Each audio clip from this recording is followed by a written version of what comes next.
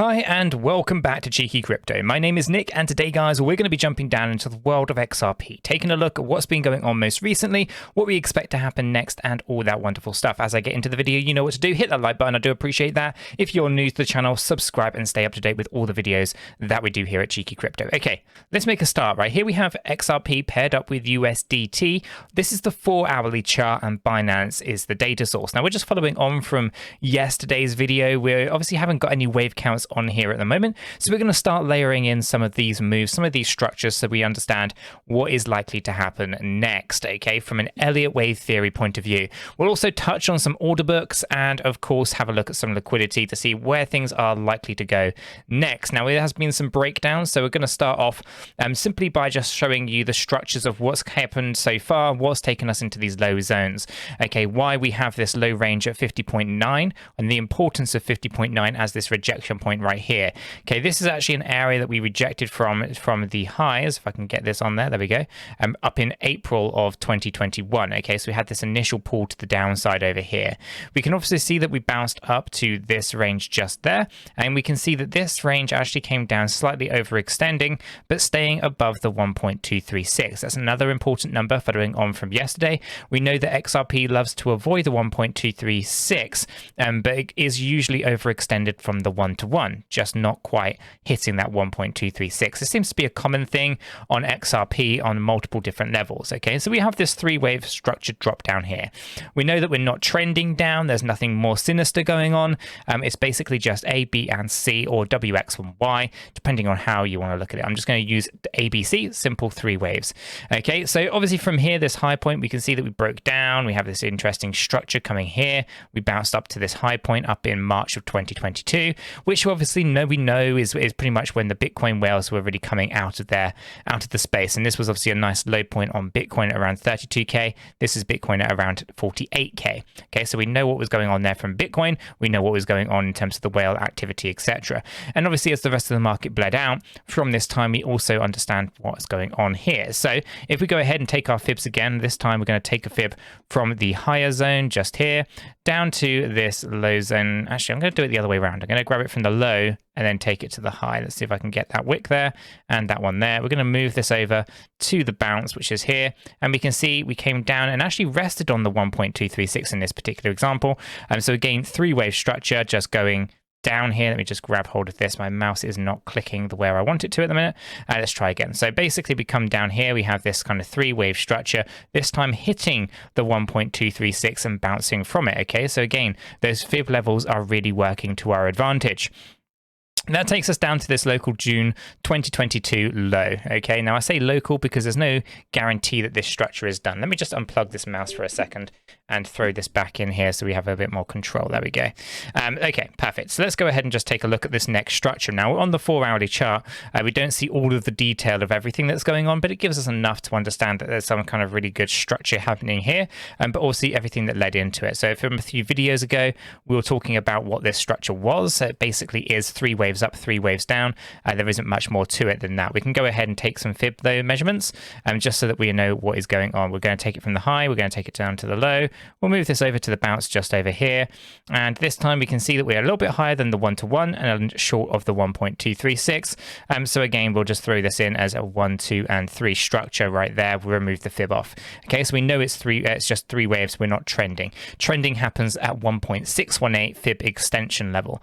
Okay, so coming down here, we can see a good bounce to the upside after this low. So we're going to take this low point just here, and we're going to take this high point. We're going to move the fib over to here.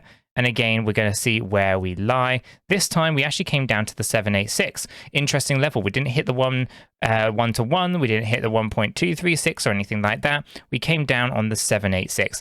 Okay, so again, another really strong fib level if you're familiar with the fibs. 786, 618. These are key areas on the fib charts. And normally, if you can't push past the 786, then you are going to rally from there. And obviously, if you do push past the 786, close below it, then typically you move move down to the 1-to-1, or in the case of XRP, somewhere between the 1-to-1, the 1 level, and the 1.236. Okay, so we can remove that off and we understand that we've got this 3-wave structures here. Then, of course, we get this really nice run to the upside. This is the current structure of where we currently sat. Here we see a nice run up, we'll pull back down, and another nice run to the upside. Now we are moving this down here. Again, 3 waves have dropped us down lower. This is looking like a pretty clear 5-wave structure. This is the start of the next run, in my opinion, to the upside. Okay, so as we talk about 5-wave structures, and let me just come over here. Right, we have our 3 waves. We kind of done a lot of those in this particular video so far. And then we have 5 waves. 5 waves are driven from a impulsive structure. Normally it happens when we cross, or does happen when we cross 1.618 on the fib levels, and we have 5 structures. So you can see how 3 waves are just short term, and then 5 waves are a little bit more trending. Now, when it comes to 5-wave structures, what you tend to find is that these are never alone. They're not on their own. Okay, so you have 5 up, you'd have 3 waves down, and then another 5 waves that go up, and then you'd have another 3 waves down and another 5 waves that go up. Okay, this essentially is what a 5-wave structure is made out of. That's a 1. We'd have 3 waves down for 2, 5 waves up for 3, 3 waves down for 4, 5 waves up into that final 5th wave, right? So that's kind of the structure that you look for. Okay, that is a perfect trend, and that is what you're looking to try to achieve here when it comes to seeing kind of reversals in structures, right? That's kind of what you look for. That's what you spot for. So what we have, if we run the fibs, if we grab the fib and we take it from this high point here to this low point over this side, transpose this over to there, we can see that we did pass this 1.618 target just here. In fact, we actually moved quite rapidly up past the 3.618. Pretty nice number. Again, another extension level. This time we didn't close above it, but we wicked above it just here, and we started to pull to the downside. Now we do have this large pullback in the middle here, and we have moved up. So what's interesting about this is that we could argue that this is our wave 3. We've pulled back down, and this is a really strong wave 5.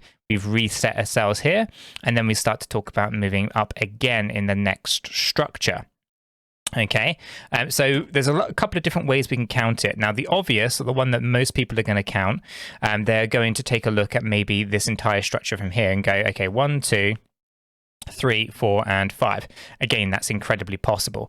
If we take it from here, however, when we start thinking about this structure, we might think, actually, okay, there's something else going on, maybe just happening inside this structure here, and 3 doesn't look to be completed. But I do think this is the most probable count for this, without kind of overcomplicating anything.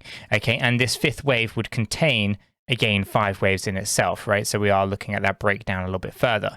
Okay, so that's kind of where we sit with this on the macro scale. So what we're going to do is we're going to jump down into the hourly, okay? And what we're going to do is we're going to take stock of this particular position right here, this recent move to the upside, and what is happening right now for XRP. Okay, so what we want to do is we'll take the fibs, okay, just on this structure here. We're going to marry this up just with one structure here for the fibs.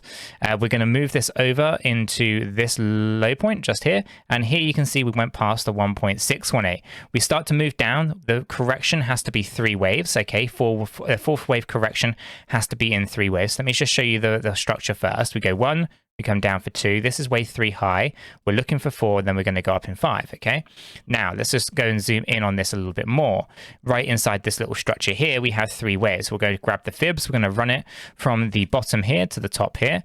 We're going to move this over to the bounce that we have right here, and you can see that we came down to the 786 like clockwork, and we've rejected from there, moving on up. So again, we know that this is 3 waves in itself, just like so. We can go ahead and remove the fibs. Looks like it's done. Now again, because we're inside these kind of 5-wave structures, we're looking for a nice strong 5 waves to finish. Now, where does that 5th wave go? Typically, the 5th wave actually lands on the 1.236 to 1.618 range. Okay, so again, we're going to just draw these in as targets for our range that we're looking for. This is basically between 52.19 and 54.03. That is going to be where this 5th wave will end. Now we can take a look at this structure and think, where's that likely to go? How probable is it that it's going to move up into this range? So essentially, that's the kind of where we're looking for. Now, this is a typical retracement or typical 5th wave. It's not a guarantee. Okay, what it means is we should come up higher than our wave 3. Okay, you can sometimes get double top scenarios, sometimes really short wave 5s. The main thing that we're looking for is to cross-reference where our trend is going here. Okay, so we're looking at this. We're just right now pushing past the 1.236. We're looking for the 1.382. Going to push past there, but the key level is 50.3. 0.31. This is going to be our trigger point for another third wave inside our fifth wave. So if we were to go ahead and run it in here, we'd go 1, 2. This here would mark our third, fourth, and then fifth, right? So you can see how we might fall a little bit short of our targets. But if this wave 3 really pushes up strongly, then we can potentially talk about hitting into our range. Okay, so for now, there's a little bit of kind of things to kind of keep an eye on. Really, the key level that we're just kind of trying to work our way towards right now, 50.31. I'm going to remove the fib so we can see the candle a little bit more clearly. You can see that it's getting rejected just from there, but that's the area that we're looking for. And then, of course, we're looking to push up into this higher range of 52.19 to 54.03. Now, of course, what we're going to do is we're going to layer on some of the order books. And, of course, we're going to see this right up here. This is going to be a pocket of selling activity. We can, of course, overextend here and hit this if we needed to. And from a purchase point of view, that's all the way down here out of structure. So that's not really something that we're going to see until this structure is done. Okay, and we're looking at pushing this up here. Now, with this structure, this could just be the start of it because we haven't hit anywhere higher than this order book here. You can see this is selling pressure right here. Okay, so that we are at some point going to have to come up here and meet this, and we are going to be looking to try to push on through it. Because I said this is a wave 4 structure overall, okay, and we're looking to kind of come into our fifth wave. That fifth wave will be 5, 3, 5, 3, 5. This will just be equivalent of a wave 1 on that 4-hourly chart, okay? So if we start to really zoom out of this for a second, basically what I'm saying is that this should be wave 1, we come back down for wave 2, then we push up into 3, 4, and 5, like so, okay? And we don't know exactly how that's going to go, but we should be up here by some point in the near future, okay? But, you know, anything is possible. This could completely break down, but at the moment, it's looking pretty good, okay? So we're not too concerned at the moment, but do expect some volatility within here. Let's go ahead and throw on some of the liquidity and see what's available here and what's inside the range. There isn't actually too much. There's a fair amount. Again, you can see it just underneath here. If I actually go ahead and just remove that box out of the way, right there, right on top of that 1.236, you have this liquidity. This is why these areas seem to be such rejection points. Also on this 1-to-1, just here as well, there's also a good amount of liquidity just sat on top of the previous high. So going up into that local top just there, I think is going to be an interesting area where we probably are going to liquidate a fair few positions. Likewise up here at that 236 level. Okay, let's take a look at the reverse and see what's going on down at the bottom here. At the bottom, there isn't actually terribly too much. It's actually sat down quite low, actually quite close to the order books. So if we are to go after that, I think that's going to have to come at a much later date. I don't think really would stay inside this structure if we go after that. So I think the highest probability is that we end up moving up and start looking to take out some of this liquidity within these areas here and head up towards this area, right? We can see this order book, but we can also see all that juicy liquidity up there at 55.91. So do be aware that there's a lot of stuff in the making here for XRP, specifically as we kind of think about where the liquidity are, where the sell orders are put in, and all that kind of stuff, what the Elliott wave structure is looking like. Let's just jump up into our 4-hourly here, just so we can understand where that structure sits on our 4-hourly chart. Again, we're looking pretty good for this move to the upside, but as I said earlier, this would potentially just mark a wave 1 scenario. Okay, it could be possible that we just have a double top or completely break down out of here, but again, we'll have to assess that as time progresses. It's invalidation for anyone who is interested comes in all the way down here at 36.22 cent. So if we do break down lower than this level, then we lose this structure. We no longer have this fifth wave high point coming up much higher towards the 60 cent ranges. If I were to go on and just throw in some estimated ranges for that from this current structure, we would be looking at bringing XRP's price up into the range between 59.87 and 66.91 to complete that final fifth wave. But again, the internal structures are more important than the external ones. So again, these are just rough estimates of what we're kind of looking for and looking to try to achieve. I'm going to remove that off there as well. Guys, I'm going to leave this video right there. If you have found it useful and informative, hit the like button. I do appreciate that. If you happen to be new to the channel, go ahead and subscribe, tap the bell, select all the notifications, and in doing so, you will be kept up to date with absolutely everything that we do here at Cheeky Crypto. Guys, with all that said, done out of the way, I hope everyone has a fantastic day, and I'll catch you all in the next one.